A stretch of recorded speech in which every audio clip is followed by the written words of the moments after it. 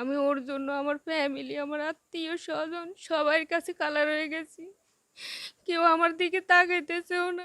প্রথমে টিকটকে পরিচয়, তারপর ৬ মাসের প্রেমের সম্পর্ক গড়ে ওঠে দুজনের মধ্যে। এরপর একাধিকবার ঘনিষ্ঠ সম্পর্ক কাটিয়েছেন দুজন। ঢাকার এক বন্ধুর বাড়িতে শারীরিক সম্পর্ক করেন। হঠাৎ প্রেমিকাকে বিয়ে করতে নারাজ প্রেমিক। প্রেমিকাকে ঢাকার যাত্রাবাড়ি একা ফেলে পালিয়েছেন ওই প্রেমিক। এরপর প্রেমিকাকে খুঁজে না পেয়ে প্রেমিক আশিক মোল্লার বাড়ি বিয়ের দাবিতে অনশনে বসেছেন প্রেমিকা প্রিয়া আক্তার।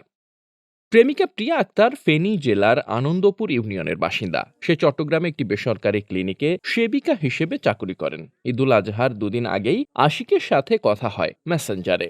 প্রিয়ার বিবাহ ঠিকঠাক করেছে তার পরিবার, তাই আশিক তাকে বিবাহ করবে বলে শরীয়তপুর চলে আসতে বলে।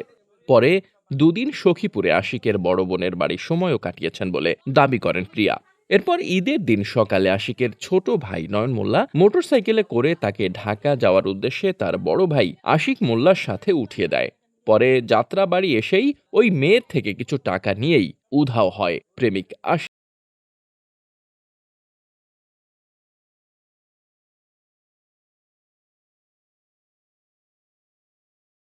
নারীকে স্থানীয় চরকুমারিয়া গ্রাম পুলিশ আলমগীর মোল্লার বাড়িতে অনশন করতে দেখা যায়। প্রেমিক আশিকের বাবা গ্রাম পুলিশ। তবে বাড়িতে আশিক নেই, তাই প্রেমিকা প্রিয়াকে মেনে নিতে রাজিও নন তিনি, এবং তাকে নির্যাতনের চেষ্টা করেছিলেন আশিকের পরিবার। এখন প্রেমিকার দাবি, তাকে বিয়ে না করলে সে সেখানেই আত্মহত্যা করবে। আমি আশিকের বাসায় আসছি, আমি চাই আশিক আমার স্বীকৃতি দিও, আমার এতটুকু। আমি ওর জন্য আমার ফ্যামিলি, আমার আত্মীয় স্বজন সবার কাছে কালার হয়ে গেছি। কেউ আমার দিকে তাকাইতেছেও না। আমি চাই আশিক আমার স্বীকৃতি দিবে এতটুকু। ও কি জন্য আমার সাথে এগুলো করছে? ও আমার সাথে ফিজিক্যালি সবই করছে। আমি চাই ও আমার স্বীকৃতি দিবে, আমার এতটুকু। নাহলে আমি এই জায়গায় মরে যাবো, নাহলে আমি ফাঁসি দিয়ে দিব। আমার বাবা মারে বলে এসেছি, কারণ আমি বংশ দিয়ে এসেছি যে আমি, আমার বাবা মায়ে বলছে যে আমি ছেলে চাই না, আমার ফ্যামিলি চাই। আমি বলছি আমি ছেলে চাই। তো আমার বাবা বলছে এতদিন যে লালন পালন করছে ওটার দাম নাই, 2-3 দিনের ছেলের লাগে এতটা না। আমি বলছি না, আমি ছেলেই চাই। তারপরে আমি বংশ দিয়ে এসেছি সাদা কাগজে। ওরা বলছে যে ঠিক আছে, আজকে থেকে আমাদের মেয়ে নাই, মেয়ে বলে আমরা দাবি করবো না। কোনোদিন যদি আমি মইরাও যাই, খোঁজ খবর আমার রাখবে না, এগুলো বলতেছে।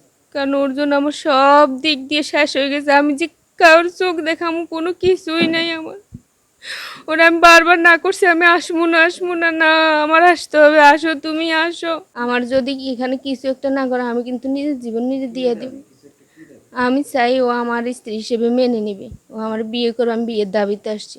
তবে এ বিষয়ে ছেলের পরিবার মেয়েকে বিবাহের আশ্বাস দিয়ে মেয়ের পরিচয়পত্র ও অভিভাবক নিয়ে ফেনী থেকে আবার শরীয়তপুর আসতে অনুরোধ করেন।